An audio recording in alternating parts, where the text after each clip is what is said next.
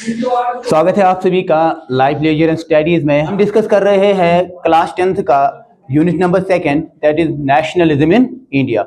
इसको लेके हमने अच्छी खासी डिस्कशन करी है। लास्ट टाइम आई थिंक हमने गांधी जी का ये सत्याग्रह वाला पार्ट कंप्लीट किया है, राइट। लास्ट टाइम हमने गांधी जी का सत्याग्रह वाला पार्ट कंप्लीट किया है। क्या होता है सत्याग्रह? शाबाश, power of truth. It was a novel method of agitation to fight against the oppressor. Gandhi ji हमें बोला करते थे कि अगर हमें ऑपरेसर के खिलाफ लड़ना होगा तो हमें किसका सहारा लेना चाहिए? सच का सहारा लेना चाहिए। हमें क्या करना है? जो ऑपरेसर होगा उसके साथ हमें इस तरह से पेश आना है ताकि वो मजबूर हो जाए, उसको रियलाइज हो जाए कि जो मैं कर रहा हूँ वो क्या कर रहा हूँ, गलत कर रहा हूँ। तो इस तरह से वो गलत करने से बाज आ सकता है। ठीक है, यहां तक हमने देखा है। उसके बाद हमने बात करी थी कि गांधी जी ने जो इसका एक्सपेरिमेंट हिंदुस्तान में किया है, सबसे पहले कहां पे शुरू हुआ था ये? हाँ नहीं, इंडिया से पहले साउथ अफ्रीका में। Very good. वहां किसके खिलाफ इसे सत्याग्रह मूवमेंट लॉन्च करी है? याद आ रहा है? रेसिज्म के खिलाफ। शाबाश। वहां पे किसके खिलाफ इसने सत्याग्रह लॉन्च करी थी? रेसिज्म के खिलाफ। और जब ये हिंदुस्तान आए पहले साल में ये पूरे इंडिया को टूर करता है, पहले 1-2 साल में, ठीक है। 1915 में पूरे इंडिया का टूर करता है। उसके बाद ये डायरेक्ट कहां चले जाते हैं? चंपारण, बिहार, ठीक है। और यहाँ से अपनी ये मूवमेंट को स्टार्ट करना शुरू कर देता है, यहाँ से अपनी मूवमेंट को लॉन्च करता है, ठीक है। इसके बाद जो इंडिया की हिस्ट्री में इसकी बहुत ज्यादा सिग्निफिकेंस है। अगर हम ब्रिटिश इंडिया की बात करेंगे या कॉलोनियलिज्म की बात करेंगे, इस वाली जो ये एक्ट है, जो इंपीरियल लेजिस्लेटिव काउंसिल ने यहाँ पे एक एक्ट पास किया है, इसकी बहुत ज्यादा सिग्निफिकेंस है, जिस एक्ट का नाम है रॉलेट एक्ट। आप लोग भी इसी तरह से ये याद रखें क्योंकि ये एग्जाम में पूछा जाता है। तो आप लोग क्या करेंगे, अगर एग्जाम में पूछा गया तो जितने पॉइंट्स मैंने यहाँ पे लिखे हैं, इतने पॉइंट्स अगर आप एग्जाम में लिखोगे तो ये काफी। तो जल्दी से देखते हैं कि ये रॉलेट एक्ट है क्या। देखना चाहोगे? बहुत अच्छी बात है। तो Rowlatt Act had been hurriedly passed through the Imperial Legislative Council despite the united opposition of the Indian members। ठीक है, ये एक एक्ट है, ठीक है, जो किसने पास किया है? शाबाश, इंपीरियल लेजिस्लेटिव काउंसिल ने। ठीक है, जो यहाँ पे इंपीरियल लेजिस्लेटिव काउंसिल बना था, जो किसका था? ब्रिटिश का। इंपीरियल लेजिस्लेटिव काउंसिल का काम क्या होता था? लॉ बनाना। ठीक है, जिस तरह आज हमारी लेजिस्लेटिव बॉडी है ना, इसी तरह से इंपीरियल लेजिस्लेटिव काउंसिल हुआ करता था। ठीक है, इन्होंने एक लॉ पास किया है। क्या किया है? एक एक्ट इन्होंने पास किया है, जिस एक्ट का नाम है रॉलेट एक्ट। ठीक है, इन्होंने एक एक्ट पास किया है जिस एक्ट का नाम क्या होता है? रॉलेट। इंपीरियल लेजिस्लेटिव काउंसिल में कौन कौन थे? इंडियंस भी थे और ब्रिटिश भी थे, मगर ज्यादातर इसमें चलती किसकी थी? ब्रिटिश की। ठीक है, जिस तरह आज जो हमारा पार्लियामेंट है वहां में कौन ज्यादा है? बीजेपी है ना। वहां पे बीजेपी है, इंडियन नेशनल कांग्रेस है, और भी बहुत सारी पार्टीज वहां पे है। ठीक है, मगर चलती किनकी है? बीजेपी की। इसी तरह से ये जो इंपीरियल लेजिस्लेटिव काउंसिल है, इसमें इंडियंस भी थे मगर चलती किनकी है? ब्रिटिश की। ठीक है, जिस तरह से इंडियन पार्लियामेंट में वक्फ बिल को लेके अमेंडमेंट किया गया है, ठीक है, हालांकि वहां पे भी हमने यूनाइटेड अपोजिशन देखी है। ठीक है, हर किसी जो अदर पार्टीज वहां पे, जो अदर पॉलिटिकल पार्टीज है, हर किसी ने उसकी अपोजिशन करी है, मगर वहां पे पावर किसके ज्यादा है? बीजेपी के। इसीलिए लॉ पास हो गए, इसीलिए अमेंडमेंट हो गया। बात आ रही है समझ में? यहाँ पे भी ऐसा ही हुआ है। जब ब्रिटिश ने इंपीरियल लेजिस्लेटिव काउंसिल में ये रॉलेट एक्ट पास किया है, इसी तरह से जिस तरह आज अपोजिशन हो रही है, इंडियन मेंबर्स ने भी इस बिल की बहुत ज्यादा अपोजिशन करी है, मगर इसके बावजूद भी इन्होंने ये बिल को पास करी है, इस एक्ट को पास किया है। It give the government enormous power to repress political activities and allowed detention of political prisoners without trial for 2 years। ठीक है, यहाँ पे क्या है? ये जो रॉलेट एक्ट पास होता है, इसने गवर्नमेंट को इनॉर्मस पावर दिए हैं, यानी कि अनलिमिटेड पावर्स इसने किसको दिए हैं? बहुत ज्यादा गवर्नमेंट को पावर्स मिलते हैं। किसके रिलेटेड में? ताकि वो हिंदुस्तान में जो पॉलिटिकल एक्टिविटीज हो रही है उसको सप्रेस करें। ठीक है, उसको क्या करें? सप्रेस करें। इसी तरह से कश्मीर में जब यहाँ पे डोगरा रूल कर रहे थे 1931 ऑनवर्ड्स में, ठीक है, यहाँ पे उस वक्त जो ये all Jammu and Kashmir Muslim conference बनी थी, उससे पहले यहाँ पे एक रीडिंग रूम हुआ करता था। क्या हुआ करता था? रीडिंग रूम हुआ करता था, जहाँ पे पॉलिटिकल एक्टिविटीज होती थी, उस पर भी बैन आ गई थी। ठीक है, इसी तरह से यहाँ पे भी एक लॉ पास किया जाता है जिसका नाम होता है रॉलेट एक्ट, जिसमें गवर्नमेंट को इनॉर्मस पावर दिए जाते हैं ताकि वो क्या करे? पॉलिटिकल एक्टिविटीज को पूरी तरह से बंद करे। जो भी हिंदुस्तान में पॉलिटिकल एक्टिविटीज हो रही है, जो इंडिया के यहाँ पे डिफरेंट लीडर सामने आ रहे हैं, जो भी वो पॉलिटिकल एक्टिविटीज करने की कोशिश कर रहे हैं, उनको पूरी तरह से आप लोग क्या करें, बंद करें। इतना ही नहीं, और इसने अलाउ किया है detention of political prisoners without trial for 2 years. ठीक है, जो पॉलिटिकल प्रिजनर्स है, जो पॉलिटिकल लीडर्स है, जब उनको अरेस्ट किया जाता है, ठीक है, जो पॉलिटिक्स में होते हैं, पॉलिटिकल प्रिजनर्स कौन होते हैं, जो पॉलिटिक्स में होते हैं, क्या होते हैं, पॉलिटिक्स में होते हैं, जब उनको अरेस्ट किया जाता है उनका नाम पड़ जाता है पॉलिटिकल प्रिजनर्स। क्या नाम पड़ा जाता है, पॉलिटिकल प्रिजनर। गवर्नमेंट को यह पावर दी गई है कि वो इन पॉलिटिकल प्रिजनर्स को 2 साल तक आईसी कोर्ट में लिए बगैर ही बंद कर सकते हैं, विदाउट ट्रायल। विदाउट ट्रायल का मतलब क्या होता है, कोर्ट में लिए बगैर। बिना कोर्ट में लिए का मतलब क्या होता है कि अगर मैंने आपको पकड़ लिया है, अगर आपको पुलिस पकड़ के ले जाती है, तो आपको ऐसा लग रहा है कि मैंने कुछ किया ही नहीं है, मैं बेकसूर हूं, ठीक है, उसके बाद आपको कोर्ट में लिया जाता है, फिर कोर्ट डिसाइड करता है कि आप बेकसूर है या कसूरवार है। अगर आप बेकसूर होंगे तो आपको छोड़ दिया जाएगा, अगर आपने कोई गिल्ट किया होगा, कोई गलती की होगी, तो आपको सजा दी जाएगी। मगर यहाँ पे क्या है, आपको कोर्ट जाने का, अपना लॉयर, अपना वकील करने का, वकील कंसल्ट करने की भी कोई इजाजत नहीं है। चाहे आपने सजा, चाहे आपने जुर्म किया है या नहीं, उसके बावजूद भी आपको 2 साल तक कम से कम जेल में रखा जाएगा। ये गवर्नमेंट को पावर दिए गए, इन 2 सालों तक आपको कोर्ट में ले जाने की भी जरूरत नहीं है। इसके अगेंस्ट में गांधी जी क्या करते हैं, therefore Gandhi ji in 1919, date याद रखना, Gandhi ji in 1919 decided to launch a national wide satyagraha against the proposed law. तो गांधी जी ने इस रॉलेट एक्ट के खिलाफ पूरे नेशन में सत्याग्रह लॉन्च करने की कॉल दी है। Mahatma Gandhi wanted non violent civil disobedience. ठीक है, अब ये जो ये सत्याग्रह मूवमेंट है, ये कौन सी सत्याग्रह मूवमेंट होगी, ये होगी नॉन वायलेंट सिविल डिसोबीडियंस। क्या होगी, नॉन वायलेंट सिविल डिसोबीडियंस क्या होता है, पता है या मैं बताऊं, मैं बताता हूं। देखो सिविल डिसोबीडियंस क्या होता है, अगर गवर्नमेंट कोई ऑर्डर निकालता है ना, ठीक है, अगर आप इस ऑर्डर को मानने से इनकार करते हो, ठीक है, गवर्नमेंट की तरफ से जो भी ऑर्डर्स आते हैं, जो भी रूल्स या जो भी रूल्स आते हैं, गवर्नमेंट की तरफ से जो भी रूल्स आते हैं, जो भी लॉज बनते हैं, जो भी एक्ट्स पास होते हैं, जब आप उनकी नाफरमानी करते हो, जब आप उनको मानने से इनकार करते हो, इसका मतलब कि आपने सिविल डिसओबीडियंस की है।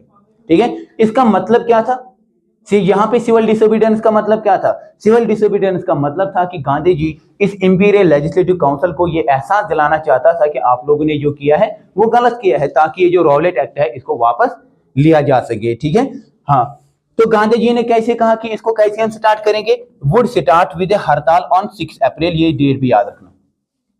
ठीक है, गांधी जी ने बोला है कि ये जो non violent civil disobedience movement है, इसको हम लॉन्च करने जा रहे हैं कब, 6 अप्रैल को। नेशन में 6 अप्रैल से हम हड़ताल स्टार्ट करेंगे। क्या करेंगे, ये जो गवर्नमेंट ने ये एक्ट पास किया है इसके खिलाफ लड़ने की कोशिश करेंगे, मगर हमारी लड़ाई क्या होगी, नॉन वायलेंट।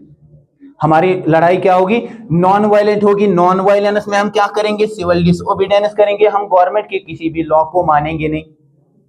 ठीक है, और ये स्टार्ट कैसे होगा, हम 6 अप्रैल से क्या करेंगे, हड़ताल करना शुरू कर देंगे। यहां तक बात समझ आ गई, कोई क्वेश्चन मत है, कोई प्रॉब्लम मत है, गुड।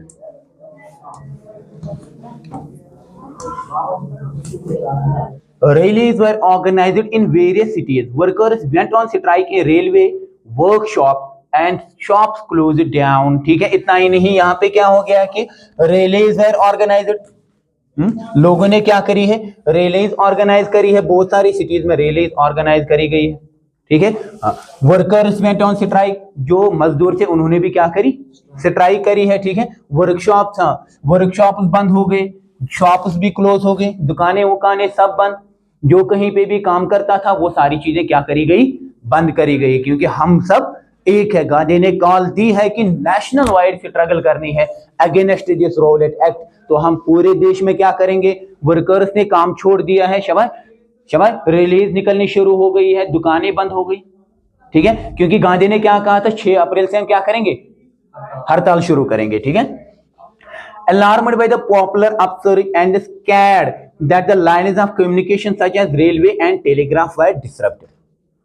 ब्रिटिश को यहाँ पे इस चीज का एहसास हो गया, जल्दी उन्होंने इसको समझ लिया। क्या समझ लिया कि इस हड़ताल की वजह से क्या हो गया है, इस पॉपुलर, अब से पॉपुलर यहाँ पे वर्ड आया, पॉपुलर का मतलब क्या होता है, जहाँ पे लोग एक साथ मिलके किसी भी मूवमेंट में पार्टिसिपेट करेंगे, उस मूवमेंट का नाम होता है क्या, पॉपुलर मूवमेंट। ठीक है, तो यहाँ पे क्या हुआ कि ब्रिटिश ने इस चीज को जल्दी रियलाइज किया कि इस स्ट्रगल से, इस स्ट्राइक से क्या होगा कि सबसे इंपॉर्टेंट चीज उनकी जो यहाँ पे थी, जो पैसा बढ़ाने का जरिया उनका था, वो था कम्युनिकेशन, रेलवे सिस्टम। ठीक है, वो हिंदुस्तानियों के नहीं था। ये मत सोचना कि हिंदुस्तान में जो इन्होंने रेलवेज बनाए हैं ना ब्रिटिश ने, ये हिंदुस्तानियों के कंफर्ट के लिए नहीं बनाए गए हैं, बल्कि अपने फायदे के लिए बनाए, उन्होंने खुद के फायदे के लिए उन्होंने ये बनाए हैं। ठीक है, तो उनको लगा कि जब रेलवे वर्कर्स ने क्या किया है, हड़ताल की है, तो रेलवे वर्कशॉप क्या हो गए, बंद हो गए, तो कम्युनिकेशन भी क्या हो गई, बंद हो गई। ठीक है, उनका ब्रिटिश का अब नुकसान हो जाएगा, तो इन्होंने क्या किया, the British administration decided to clamp down. Clamp down होता है सप्रेस करना, ये याद रखना है, क्या होता है, सप्रेस करना। ठीक है, ये फ्रेज है। हाँ, तो ब्रिटिश एडमिनिस्ट्रेशन ने यहां पे डिसाइड किया कि हम सप्रेस करेंगे नेशनलिस्ट को, जो ये आजादी की जंग लड़ रहे हैं ना, जो ये सत्याग्रह की, जो ये रॉलेट एक्ट के खिलाफ आवाज उठा रहे हैं, जो ये नेशनलिस्ट है, जो ये क्रांतिकारी है, उनके लिए हम क्या करेंगे, उनको हम सप्रेस करेंगे, उनको रोकेंगे ये आवाज उठाने से। Local leaders were picked up from Amritsar. Amritsar से लोकल लीडर्स को क्या किया जाता है, अरेस्ट किया जाता है। जो लोकल लीडर्स होते हैं अमृतसर से, उनको अरेस्ट किया जाता है। Gandhi ji was barred from entering Delhi. Gandhi ji को दिल्ली आने से भी रोका गया है। ठीक है, इतना ही नहीं, on 10 April the police in Amritsar fired upon a peaceful procession provoking wide spread attack on banks, post office and railway station. अब देखो क्या हो जाता है। 10 अप्रैल को पुलिस वालों ने अमृतसर में पुरअमन एहतजाज करने वालों पे गोलियां चलाई, जिसके नतीजे में जो लोग अभी तक पुरअमन एहतजाज कर रहे थे, अब वो वायलेंट हो गए। अब वो क्या हो गए, वायलेंट हो गए। इन्होंने क्या करा है, उन्होंने बैंक्स पे अटैक किए हैं लोगों ने, उन्होंने पोस्ट ऑफिस पे अटैक किया है, उन्होंने रेलवे स्टेशन पे अटैक करना शुरू कर दिया। किन्होंने, लोगों ने। ब्रिटिश रेस्पॉन्स में क्या करता है, ब्रिटिश ने मार्शल लॉ इंपोज किया। ब्रिटिश ने क्या किया, मार्शल लॉ इंपोज किया और जनरल डायर को कमांड दे दी। जनरल डायर का नाम याद रखना, क्योंकि आगे हमें फिर से इसके बारे में सुनना है। ठीक है, देखो मार्शल लॉ क्या होता है, यहां पे सारे पावर्स फौज के हाथ में दिए जाते हैं। सारे पावर्स किनको दिए गए हैं, आर्मी वालों को खुली छूट दी गई है। और इन आर्मी वालों की कमांड किसके हाथ में है, अब जनरल डायर। ये नाम याद रखना, कौन, फिर से बोलो, 3 बार बोलो, हुआ जनरल डायर। हाँ, जिसने कमांड संभाली है किसकी, ब्रिटिश आर्मी की। यहां तक क्लियर है। थोड़ा सा मैं इसको रिवाइज करता हूं। ब्रिटिश ने रॉलेट एक्ट पास किया है। रॉलेट एक्ट ने गवर्नमेंट को पावर दे दी है कि वो हिंदुस्तान में जो पॉलिटिकल एक्टिविटीज होती है उनको खत्म करें। उसके बाद शाबाश, उसके बाद जो पॉलिटिकल प्रिजनर्स है उनको 2 साल के लिए विदाउट ट्रायल उनको जेल में रखा जा सकता है। गांधी ने इस लॉ के खिलाफ आवाज उठाई है और उसने डिसाइड किया है कि हम non violent civil disobedience movement launch करेंगे। और ये मूवमेंट शुरू होगी हड़ताल से, जो कब होगी, 6 अप्रैल को। ठीक है, तो लोगों ने क्या किया है, लोगों ने इसी तरह से बहुत सारे शहरों में रैलियां निकलनी शुरू हो गई, दुकानें बंद हो गई, रेलवे बंद हो गया। तो गवर्नमेंट ने इसको कर्ब करने के लिए क्या किया है, लीडर्स को पकड़ लिया, अमृतसर से लीडर्स को पकड़ लिया है, गांधी जी को दिल्ली आने से रोक के रखा है। उसके बाद हमने देखा है कि पुलिस वालों ने अमृतसर में एहतजाज करने वालों पे गोलियां चलाई है, जिसके नतीजे में क्या हुआ कि ये एहतजाज करने वाले लोग वायलेंट हो गए और इन्होंने हर किसी चीज पे अटैक करना शुरू कर दिया है। तो इस तरह से अब गवर्नमेंट ने क्या किया है, इन्होंने मार्शल लॉ इंपोज किया है और इसकी कमांड किसको दी है, जनरल डायर को। यहां तक क्लियर है, वेरी गुड। एक पुरानी कहावत है कि लोहा ही किसको काटता है, लोहे को काटता है। यहाँ पे देखो हिंदुस्तानियों को यहाँ पे चौक पे खड़ा किया है, कोई बाहर निकले तो उसको गोली मार देना। मार कौन रहे, किसको मार रहे, फायदा किसको है,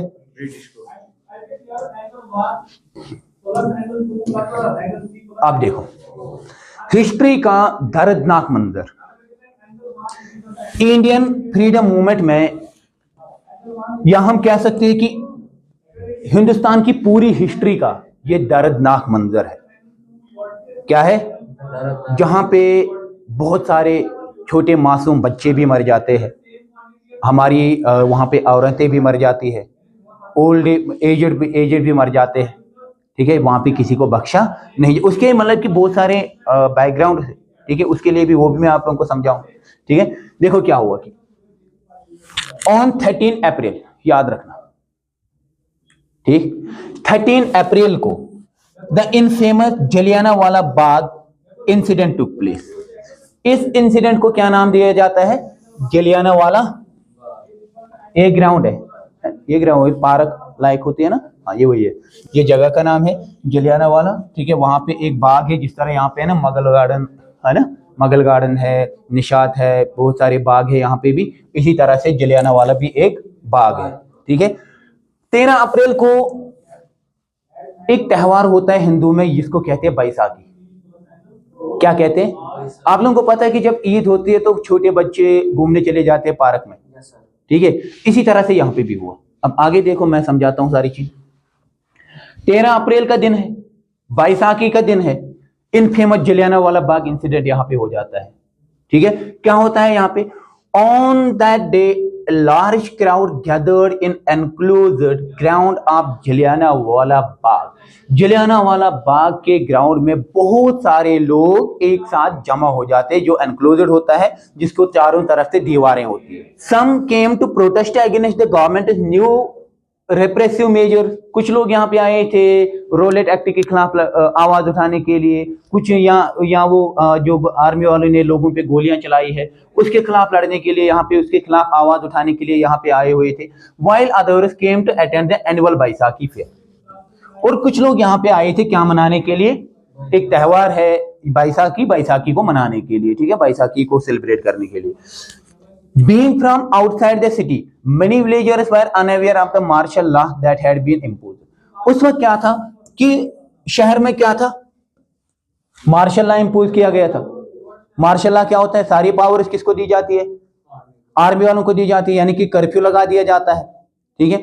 2 या 2 से ज्यादा लोगों को एक साथ देखो तो टपका दो, ठीक है। तो यहाँ पे क्या हो जाता है प्यारे बच्चों कि बहुत सारे लोग ऐसे थे जिनको पता ही नहीं थी कि शहर में क्या है, मार्शल लॉ हुआ है। पता है क्यों? कोई आप मुझे इसका रीजन बता सकते हो? Exactly, that is the point, very good बेटा। उस वक्त कम्युनिकेशन सिस्टम उतना डेवलप नहीं था, इसीलिए उनको पता ही नहीं थी कि शहर में क्या लगा हुआ है, हाँ, मार्शल लॉ लगा हुआ है। उसके बाद क्या हो जाता है? Dyer entered the area, blocked the exit point and opened the fire and the crowd killing hundreds. Dyer अपनी फौज के साथ आ जाता है, ये देखो, डायर अपनी जनरल डायर अपनी फौज के साथ आ जाता है, दरवाजे बंद करता है। मैंने पहले ही बोला ना कि जो ग्राउंड है चारों तरफ से दीवारें हैं, इसका गेट बंद किया, लोग अंदर है, ठीक है, और एकदम सब पे गोलियां चलानी शुरू कर दी। क्या चलानी शुरू कर दी? और सैकड़ों में वहां पे लोग मर जाते हैं, ठीक। वहां पे सिर्फ प्रोटेस्ट करने वाले नहीं मरते, जो प्रोटेस्ट कर रहे होते हैं ना, सिर्फ वो नहीं मरते, वहां पे वो भी मरते हैं जो वहां पे बैसाखी मनाने आए थे, छोटे छोटे बच्चे भी उसमें थे, ठीक है। सैकड़ों में वहां पे लोग मर गए हैं। एक हिस्टोरियन लिखते हैं कि वहां पे एक कुआं था। क्या था? कुआं। यहाँ पे नहीं दिखाई दे रहा है शायद, नहीं यहाँ पे नहीं है। एक कुआं था वहां पे। क्या था? एक कुआं। जब इन्होंने गोलियां चलाई ना तो इन्होंने उस कुएं में छलांगे लगाने की कोशिश करी, ठीक है। लोगों ने किस में छलांगे लगाई है? इस कुएं में छलांगे लगाई है। कितने लोगों ने इसमें छलांगे लगाई है? कुआं भी भर गया। तो यहाँ तक क्लियर है? कोई क्वेश्चन है यहाँ तक? Everything is clear, very good. तो आगे देखते हैं। उसके बाद क्या हो जाता है? As the news of Jallianwala Bagh spread, crowds took to the streets in many north Indian town. North Indian towns में जब लोगों ने इस जलियांवाला बाग के बारे में सुना है, इस अनफॉर्चुनेट इंसिडेंट के बारे में सुना है, तो सारे लोग क्या हो गए? वो सड़कों पे निकलने शुरू हो गए, ठीक है। इतना ही नहीं, there were strikes, There were strikes, clashes with the police and attacks on the government building. तो लोगों ने क्या किए हैं? उन्होंने स्ट्राइक्स किए हैं, पुलिस के साथ क्लैश हुआ है, पुलिस के साथ लड़ना शुरू कर दिया है, गवर्नमेंट बिल्डिंग इस पे अटैक करना शुरू कर दिया है। The government responded with the brutal repression seeking to humiliate terrorise people. Government ने इसके रेस्पॉन्स में क्या किया है? इनको रिप्रेस करने के लिए क्या किया है? लोगों को जलील करने की कोशिश करी है। ह्यूमिलिएट क्या होता है? जलील करना, ठीक है। इन्होंने लोगों को जलील करने की कोशिश करी है, लोगों को टेरराइज करने की कोशिश करी, लोगों के ध्यान में दहशत बिठाने की कोशिश करी है। Satyagrahis were forced to rub their noses on the ground, उनको उनसे नाक रगड़वाई गई है। जो सत्याग्रही थे, जो मूवमेंट चला रहे थे, उनको बोला गया है कि आप लोग नाक रगड़ो जमीन पे। इतना ही नहीं, उनको क्रैवल करवाया गया है स्ट्रेट्स पे, ऐसे मतलब कि बलेदना जिसको हम कहते हैं उर्दू में, ठीक है, यानी कि उनको क्रैवल करवाया गया है किसमें, जमीन पे। उनको नंगा कपड़े निकाल के उनको क्रैवल करवाया गया है जमीन पे, नाक रगड़वाई गई है उनको एंड सलाम सल्यूट टू ऑल सिपाही, और उनको सिपाहियों के सामने उनको खड़ा कर दिया जाता था और बोल दिया जाता था इनको क्या करो, सल्यूट करो। उन लोगों को सल्यूट करो जिन्होंने तुम्हारे भाई को गोली मारी है, उन लोगों को सल्यूट करो जिसने तेरे बेटे को गोली मारी है, उन लोगों को सल्यूट करो जिसने तेरी बेटी को मार डाला है। अब देखो इससे बड़ी बेइज्जती इंसान के लिए क्या हो सकती है। People were flogged and villages around Gujranwala and Punjab now in Pakistan were bomb, ठीक है। ये जो पीपल है उनको डरा धमकाया गया है, उनको मारा जाता था। ये जो पाकिस्तान में गुजरानवाला एंड पंजाब, गुजरानवाला इन पंजाब जो पाकिस्तान में आज है, वहां पे बम गिराए गए हैं, मतलब कि बम धमाके वहां पे ब्रिटिश वालों ने करे हैं। Seeing this movement turning violent, Gandhi ji turner of the movement. जब गांधी जी को अब इस चीज का एहसास हो गया है कि ये जो सिविल डिसोबीडियंस मूवमेंट हमने लॉन्च करी है, इसकी वजह से हजारों में लोगों का खून बह गया है, लोगों को टॉर्चर किया जाता है, लोगों को ह्यूमिलेट किया जाता है, लोगों को टेरराइज किया जाता है। इस तरह से गांधी ने बोला है कि हम अपनी कॉल को क्या लेते हैं, वापस लेते हैं, और हड़ताल यहाँ पे खत्म हो जाती है। मगर कहानी यहाँ पे खत्म नहीं हो जाती है, कहानी को कंटिन्यू करते हैं, उसको अगले लेक्चर में कंटिन्यू करेंगे। तब तक के लिए फी अमानिल्लाह।